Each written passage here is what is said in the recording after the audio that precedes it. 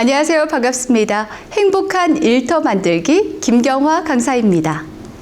오늘은 시작하면서 질문부터 하겠습니다. 노래 질문인데요. 여러분들은 커피라고 하면 생각나는 노래가 혹시 있으신가요? 커피. 네, 누군가는 커피 한 잔을 지나간 노래를 떠올리기도 하고요. 나는 좀 감미로운 노래가 떠올랐어요. 아니요, 저는요 아메리카노 외치는 그 노래가 떠올랐어요 라고 하면서 정말 다양한 노래들이 지금 머릿속에 스쳐 지나갔을 거예요. 질문 하나 더 해볼까요? 가수 중에요 유리가 있습니다. 유리가 있는 가수 그룹. 그렇죠. 핑클도 얘기 나오고요. 쿨도 이야기 하실 거고요. 그리고 소녀시대까지 다양하게 나오죠. 요즘 젊은 친구라면 아마 아이즈원까지 떠올리셨을 거예요. 우리는 보통 이런 것들을 세대 차이라고 하는데요. 세대 차이라고 하면 어떤 생각이 드세요? 좀 부정적인 생각이 들죠. 근데 이렇게 생각해 보시는 건 어떨까요? 코호트 효과라고요. 같은 뜰 안에서 함께 훈련받은 사람들은요, 내가 이 뜰에서만 보고 겪은 게 있잖아요. 근데 저기 우리랑 동떨어진 뜰에서 훈련을 한 사람들은 내가 훈련하면서 본 풍경이 당연히 다르겠죠. 그러니까 받아들이는 것도 다르고요. 말하는 것도 다르고요. 인식하는 것도 달라요.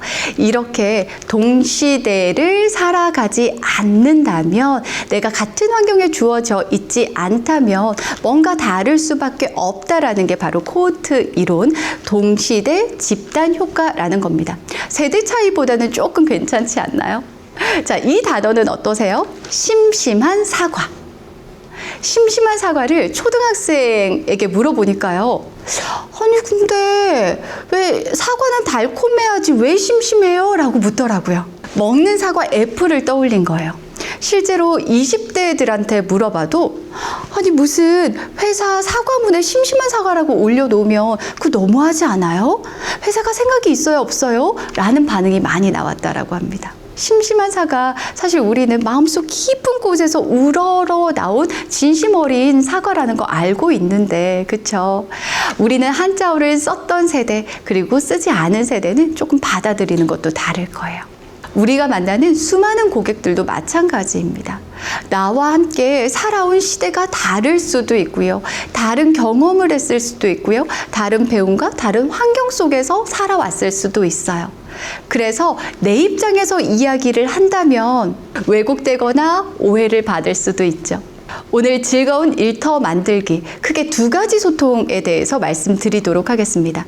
첫 번째는 너무나도 당연히 대인과 타인과의 소통, 너무 당연하고요. 그에 앞서서 나와의 소통이 잘 되고 있는지 이 부분에 대해서도 한번 이야기를 해보면 좋을 것 같아요. 첫 번째, 우리 내면의 소통부터 한번 들어가 볼게요. 왜냐하면 내가 내 감정에 대해서 잘 알아야지 내 기분과 내 상태와 내 컨디션이 무엇으로 나오죠? 행동과 태도로 나올 수밖에 없기 때문에 내면의 소통부터 점검하고 가도록 하겠습니다. 혹시 그런 말 많이 쓰지 않으세요? 힘들어 죽겠네. 화가 나 죽겠네. 어떠한 상황에서 내가 대표 감정으로 내세우는 게 있을 거예요. 어떤 사람은 그게 죽겠네, 아니면 어떤 사람은 짜증나, 어떤 사람은 힘들다, 화가 나, 뭐 이런 대표 감정일 수 있죠. 이 대표 감정이 중요한 게 아니고요. 이 대표 감정은 가짜입니다. 가짜.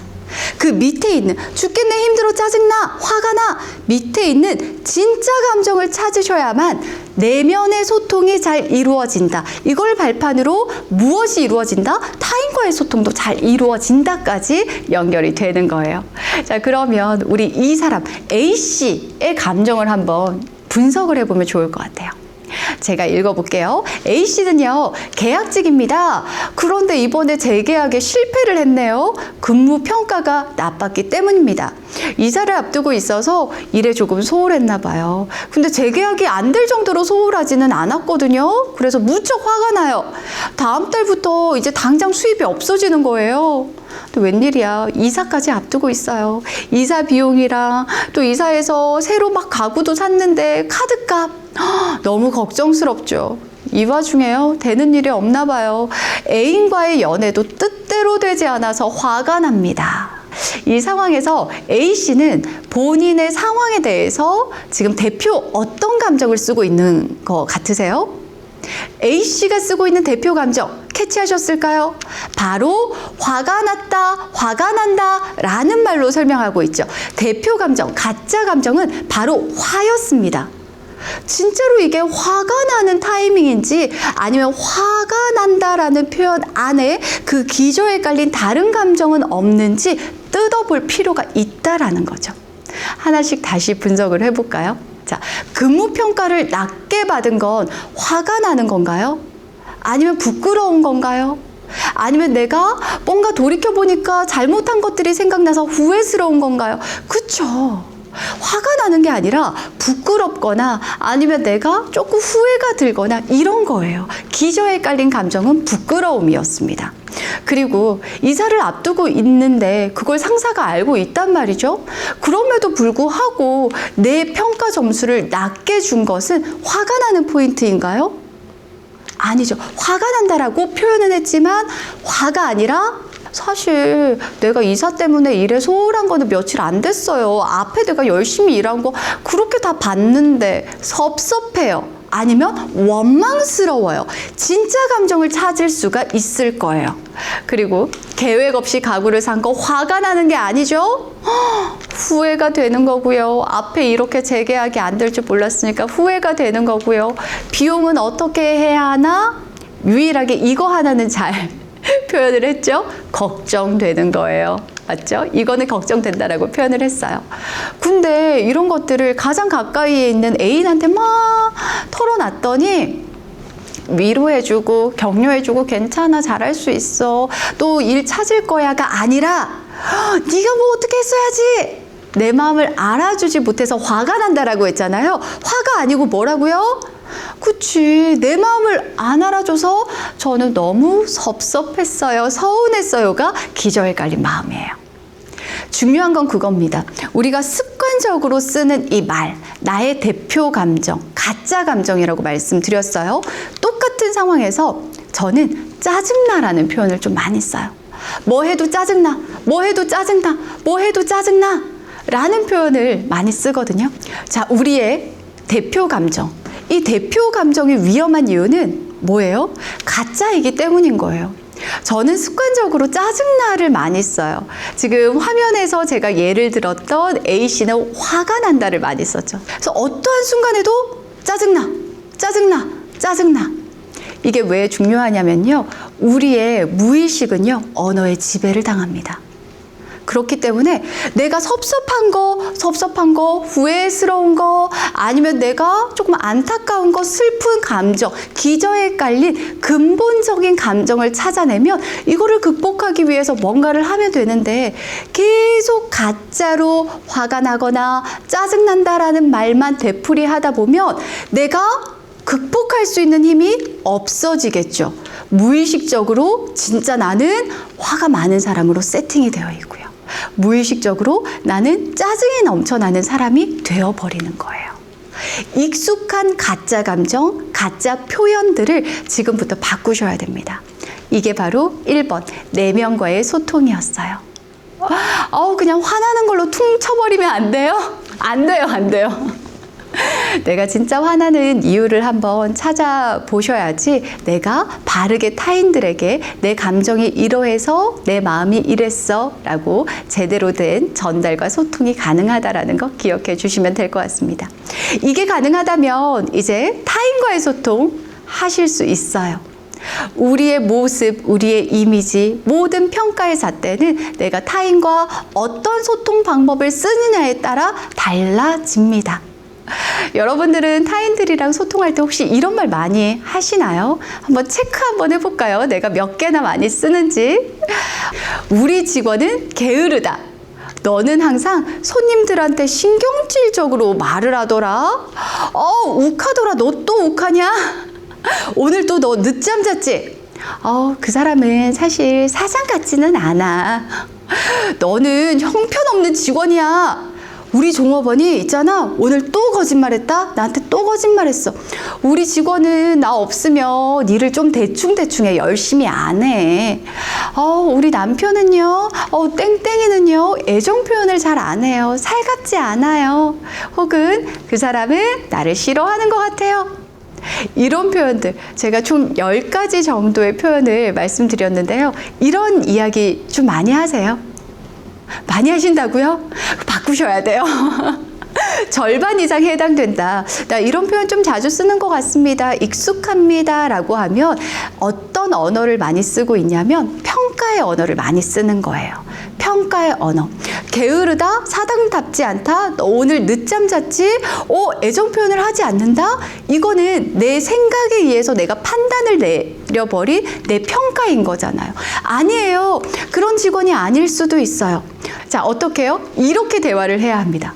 이 모든 상황을 사진으로 찰칵 찍었다라고 생각하고 내가 설명하고 표현할 수 있어야 돼요.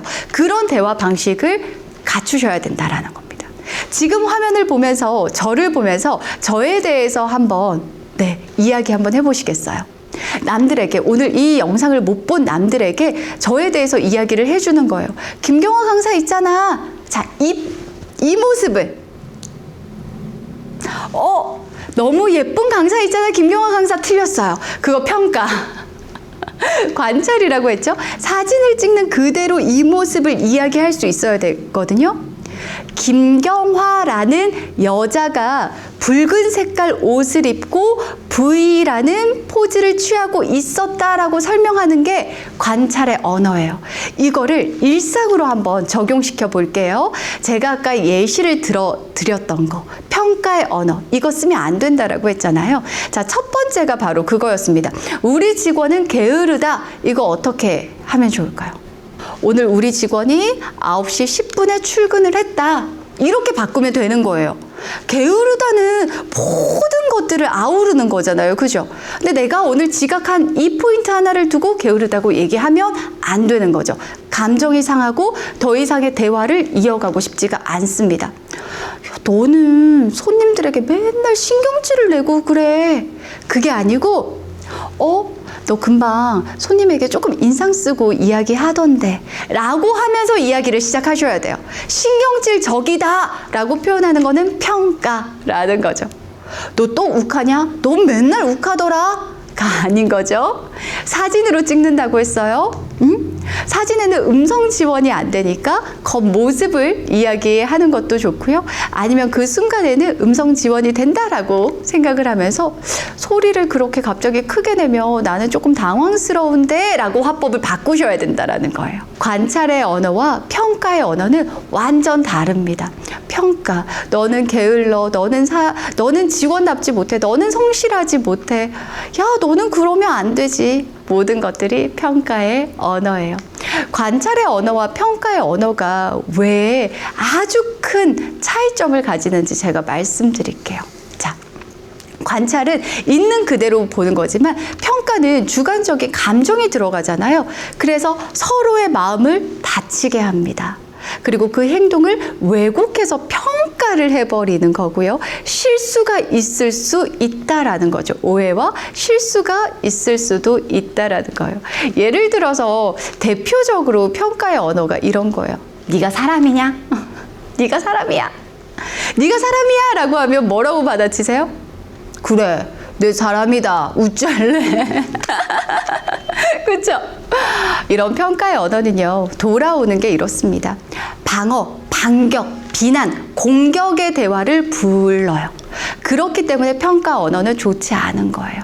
내가 그 전에 관찰의 언어를 쓰면 되는 거예요. 니 와 이래 게으르노? 이게 아니고 오늘 9시 10분에 출근했더라. 라고 하면은 제가요 이렇게 해서 됐어요. 가 이어지잖아요. 그렇죠?